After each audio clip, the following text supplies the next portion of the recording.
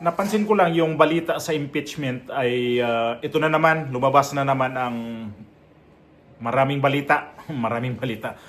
Mainit na mainit ang mga balita, painit ng painit. Ganun na lang, painit na painit ang balita sa impeachment kasi parang pagkatapos nitong rally ng INC dito sa peace rally nila ay gagawin nila yung pag-endorse na nitong sa Secretary General sa House of Congress. I-endorse niya ngayon sa dito sa Office of the Speaker. So mangyayari 'yan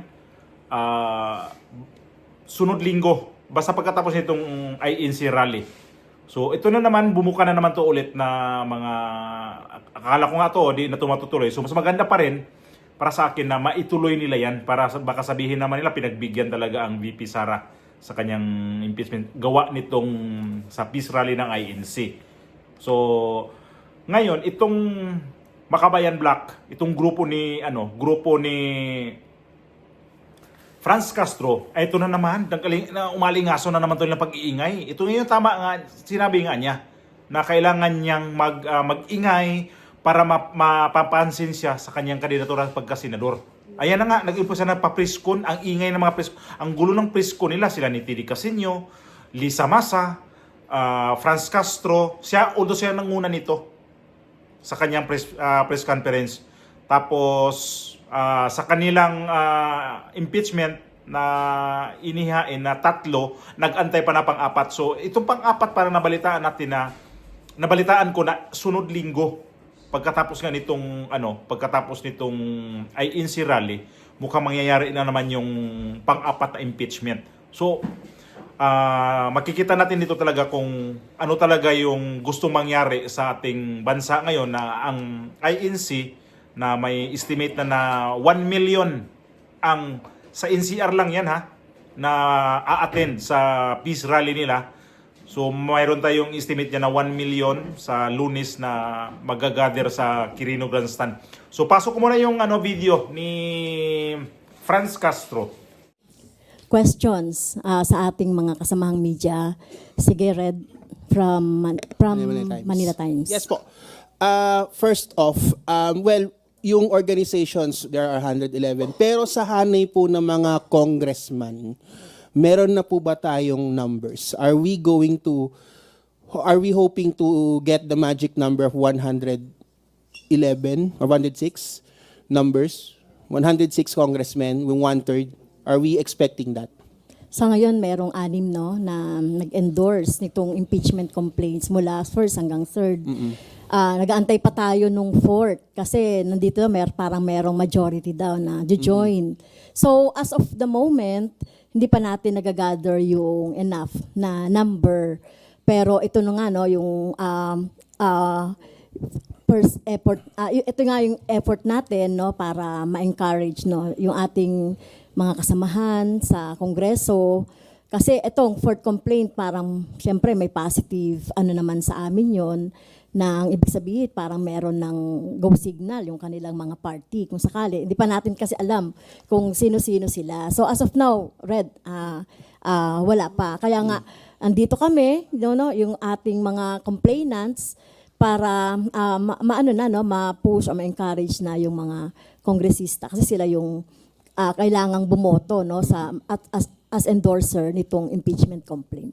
Kasi kasi kung we all know that there's going to be a rally on the 13th, the rally of the Iglesia ni Cristo. And they're pushing nga po na wag nang ituloy yung impeachment. And of course, we know how powerful the Iglesia ni Cristo is. So, especially sa politics. So, do you think po ba itong pag-aalangan ng mga possible sponsors na ito ay dahil they're possibly going to court the Iglesia? Kasi this is going to be I know na medyo may nandun yung chance na they might not support or they might support it pero baka bawian sila ng Iglesia sa 2025 elections. Your thoughts on it po? It's unfortunate na may mga religious sector may religious sect na I think naman yung kanilang rally ay for justice daw, no, or support, parang in support na rin for peace pala.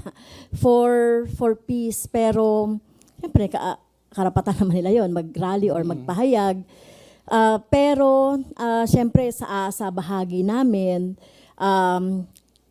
ano ba yung panawagan nung grupo na ito for accountability, no? For accountability, siyempre transparency at saka mapanagot talaga si Vice President Sara Duterte doon sa ginawa niya, spent doon sa confidential funds at ma-trial na, no? Matuloy na talaga yung trial.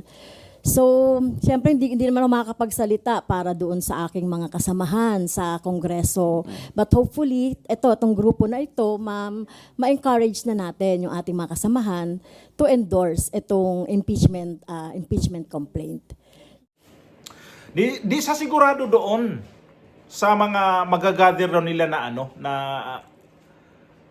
bali susuporta sa kanila, although may 6 lang.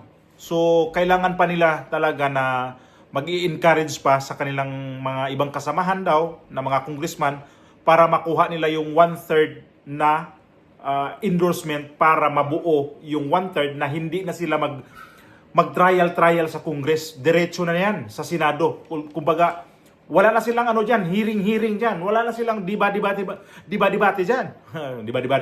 Debate. Kasi pag nakakuha sila ng 1/3, automatic na yan sa Senado na nila i-endorse na nila sa Senado yan. So malabo mangyari kasi ito yung tinanong nga nitong reporter kung yung ibang mga congressman parang malabo susuporta kasi baka daw balikan sila ng INC sa kanilang pagkakandidato. So itong INC ngayon na ginawang peace rally, ang laking impact sa mga kandidato na nagnanais na gustong tumakbo na magiging congressman o magiging senador. Kasi nag-anticipate sila kung susuporta ba dito sa impeachment. Lalo kung matuloy ito ngayong Lunes, depende to kung gaano talaga karami ang magrarally sa peace rally ng INC. Ano natin yan? Talagang sureball na tayo yan na sobrang dami yan kasi buong Pilipinas yan. Kaya lang may parte sa Mindanao, sa Davao City, Cebu, basta buong Pilipinas yan. Tapos sa Metro Manila, sa Quirino Grandstand ang venue nila. So, makikita yan itong Lunes kung gaano ba talaga karami ang ang pupunta sa rally. Although mayroon pa dito mga religious group na pupunta dito, hindi lang ang INC. Bali ang INC nangunguna nito at saka sinuportaan sa ibang religious group. Nabubulol ako. Kaya itong mga mga congressman na to, mga senador, parang, congressman, status quo ang kanilang dating ngayon. Titingnan nila, gaano ba talaga kadami. Di kayo kunti ang INC. Marami talaga yan. Milyon na nga eh. Ang sinasabi milyon yan. Ang sinabi ko nga nung mga vlog ko, libo-libo. So, sa libo-libo, ang libo susunod yan, milyon na. Kaya nga, libo-libong mga INC na member ng rally. Kaya libo-libo. Di ko sinabing milyon-milyon yun. Pero ang sunod naman sa libo-libo, milyon, di ba?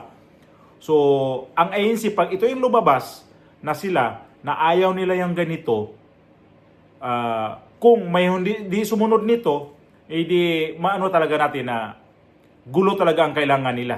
Itong hindi sumunod, gagaya nitong Makabayan Black, itong si Franz Castro, parang medyo may minamaliit pa niya yung grupo ng INC. Kasi nga daw, kailangan talaga buong taong bayan na makikinabang nitong gusto nila.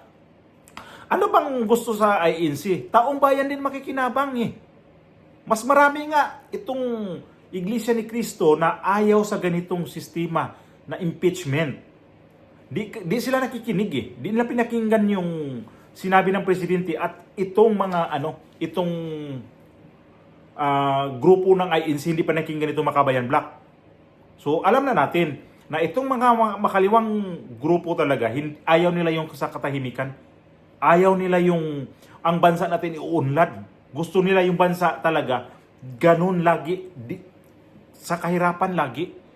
Yan lang problema nitong Franz Castro. Kang kandidato ng senador to, pero ang iniisip niya, sarili lang talagang interest niya. Hala, impeach ang VP Sara. Kasi, alam nila yan, pag tuloy-tuloy si VP Sara, sa 2028, delikado ang mga grupo na to. Kasi talagang pupulbusin talaga ng VP Sara na to. Kung magiging presidente si VP Sara, pulbos ang abutin nito. Kaya, ito sila, nagpapresko na.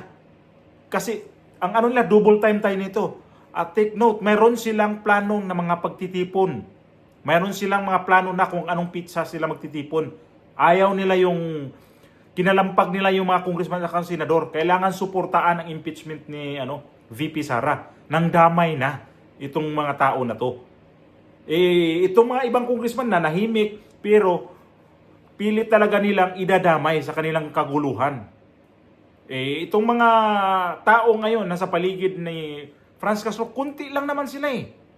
Kapag malaki pa nila yung yung mga signatories daw nila na kaabot ng mga libo din mahigit. Saan yan? Kung mayroon kayong libo mahigit dyan, tingnan natin kung i-endorse ba talaga dyan sa itong sunod linggo ang impeachment na yan ng VP Sara. So, ito si Franz Castro ngayon, Lisa Masa at saka si TD Casino, ayan na naman. Balik na naman sa kanilang kaugalian na pagngangak-ngak. Wala nang pagbabago. Tumatanda na nga to sila eh. Itong si TD Casino, ilang taon na ba yan dyan? Ganun din yan. Ang trabaho niya, tuwing may mga presidente na, walang presidente na okay siya sa pamamalakad ng presidente. Wala ni kahit isang presidente na tandaan ko yan mga to. Kahit sino yan, Lisa Masa, tumanda na lang. Pero ganun pa rin ang utak niya, panggugulo pa rin sa bayan. Franz Castro, may kaso pero ewan ko ba bakit nandyan pa din yan? Napaka na talaga sa mga tao na to, ginagawa na talaga nilang puhunan para magiging popular sila sa kanilang sarili. Gobyerno hala sunggal ng sunggal, wala na silang pakialam eh. Sige, mga congressman dyan, basta di kayo susuportahan. Walang to sila, sinong kakalabanin nila susunod? Ito yung mga congressman at mga senador. Kasi bakit din yung sinuportaan yung itong impeachment? Double time na sila. Kasi gusto na nila talaga ma-impeach ang VP Sara. Sinabi naman talagang ura-urada gusto nila ma-impeach na. Di kumuha muna kayo ng 1/3 na ilang sinabi yun kanina, 106. Ang alam ko niya 103. Parang pwede na yung 103. Pwede na sila mag-endorse doon sa sa Senado. Malabo pa. Yung 103. Kasi gawa nga nitong kailangan itong itong mangyayari ngayon, pakiramdaman nila itong rally ng INC bago sila gagalaw. So pag ito yung gagawin nila na pakiramdaman nila ang INC, tapos gagalaw sila, antayin pa nila mag-rally ulit ang INC na sa kapayapaan ulit. Di natitigilan natin ito. Hindi lang INC nito ang susunod sa mga rally. Marami pang iba.